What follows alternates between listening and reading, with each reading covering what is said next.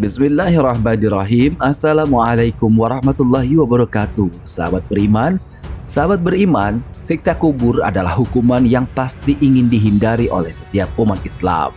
Azab ini diberikan kepada hamba kafir atau mereka yang melakukan perbuatan dosa semasa hidupnya. Azab siksa kubur ini pertama kali dirasakan oleh ruh, lalu berlanjut ke jasad. Mengutip jurnal kritik terhadap pemikiran tafsir Agus Mustafa tentang azab kubur karya Gafil Bunaya R, penderitaan mayit dalam kubur tidak bisa dilihat dan didengar oleh manusia. Allah memang menyembunyikan hal itu dari manusia di dunia. Lalu apa pengertian dan apa pula penyebab dari siksa kubur?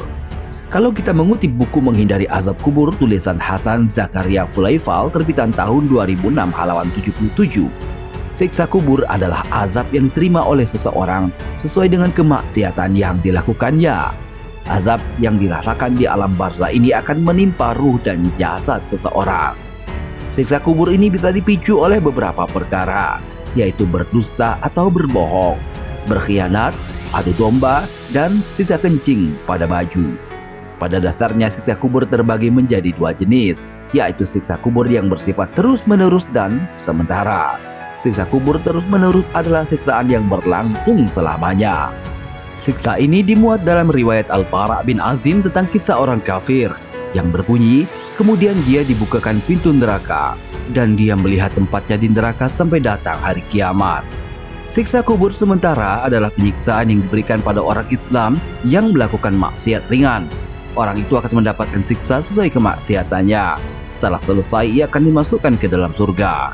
Siksa kubur bisa berhenti karena beberapa pekerjaan saleh, seperti doa, sedekah, istighfar, pahala haji, syafaat, atau bacaan Al-Quran yang sampai kepadanya. Dalam buku Rahasia Ruh dan Kematian karya Ibnu Qayyim Al-Jauziyah dijelaskan bahwa siksa kubur ada dua jenis. Pertama, siksa kubur yang berkelanjutan dan siksa kubur yang bersifat sementara. Siksa kubur yang berkelanjutan adalah semua jenis siksa, selain yang disebutkan di dalam hadis-hadis tertentu yang menyatakan bahwa ada siksa yang diringankan dari para penghuni kubur di antara nafkatain atau dua tiupan sangkakala. Ketika para penghuni kubur itu dibangkitkan dari dalam kuburan, maka mereka pun berkata, "Celakalah kami, siapakah yang membangkitkan kami dari tempat tidur kami atau kubur?" Sedangkan siksa kubur yang bersifat sementara adalah siksa kubur yang terjadi sampai waktu tertentu lalu berhenti. Contohnya siksaan yang ditimpakan terhadap sebagian pemaksiat yang kejahatan mereka ringan. Mereka akan disiksa sesuai dengan kadar kejahatan mereka. Lalu siksa itu akan diringankan bagi mereka. Seperti ketika siksa dilakukan di dalam api selama beberapa lama. Lalu siksa itu dihilangkan dari orang yang bersangkutan. Siksa yang ditimpakan kepada seseorang bisa terhenti karena doa, sedekah, istighfar, pahala haji, atau bacaan tertentu yang sampai kepadanya dari karib kerabatnya atau orang lain.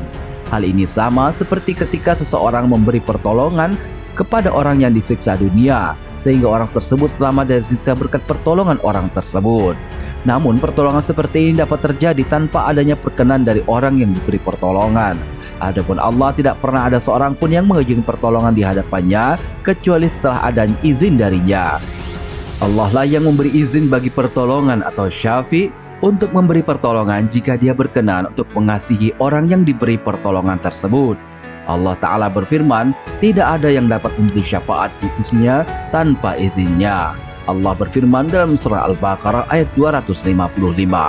Lalu ada pula manusia yang masih meremehkan azab kubur dan menimbulkan keraguan bagi orang-orang yang tidak memiliki ilmu untuk menjawab pertanyaan tersebut.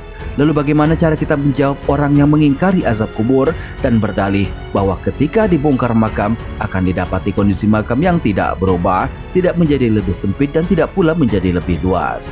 Maka jawaban terhadap pertanyaan itu adalah, pertama, azab kubur adalah perkara yang sudah diterapkan oleh syariat. Allah Ta'ala berfirman tentang keluarga Fir'aun dalam surah Ghafir ayat 46. Kepada mereka ditampakkan neraka pada pagi dan petang. Dan pada hari terjadinya kiamat dikatakan pada malaikat, masukkanlah Fir'aun dan kaumnya ke dalam azab yang sangat keras. Lalu dalam sabda Nabi SAW dalam hadis riwayat Muslim disebutkan, Andai kalian tidak berlarian, niscaya aku berdoa kepada Allah agar memperdengarkan azab kubur kepada kalian seperti yang aku dengar. Setelah itu beliau menghadapkan wajah ke arah para sahabat lalu bersabda, "Berlindunglah diri kepada Allah dari azab neraka." Maka sahabat pun berkata, "Kami berlindung diri kepada Allah dari azab neraka." Beliau bersabda, "Berlindunglah diri kepada Allah dari azab kubur." Maka mereka berkata, "Kami berlindung diri kepada Allah dari azab kubur." Demikian pula sabda Nabi SAW berkaitan dengan kondisi orang mukmin. Hamba mukmin itu akan dilapangkan di dalam kuburnya. Hadis riwayat Bukhari dan Muslim. Dan juga dalil-dalil lain. Oleh karena itu kita tidak boleh menentang dalil itu dengan sangkaan-sangkaan yang lemah. Bahkan yang menjadi kewajiban kita adalah membenarkan dan taat. Kedua, pada asalnya azab kubur itu ditujukan kepada ruh dan bukan merupakan perkara yang bisa dirasakan oleh badan. Seandainya azab kubur itu bisa diindra oleh badan, maka tidak perlu ada iman terhadap perkara yang gaib.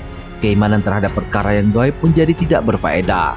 Akan tetapi azab kubur termasuk perkara gaib, dan kondisi alam barzah itu tidak bisa dianalogikan dengan alam dunia. Ketiga, azab dan nikmat kubur, demikian pula lapang dan sempitnya alam kubur, hanyalah dirasakan oleh si mayit, bukan orang yang lain. Manusia terkadang bermimpi padahal dia dalam kondisi tidur di kasurnya, bahwa dia berdiri pergi atau pulang, memukul atau dipukul, atau bermimpi dia berada di tempat yang sempit atau tempat yang sangat lapang, sedangkan orang di sekitarnya tidak melihat dan tidak pula merasakannya. Oleh karena itu yang menjadi kewajiban kita terhadap perkara ini adalah mengatakan, kami mendengar, kami taat, kami beriman dan kami membenarkan.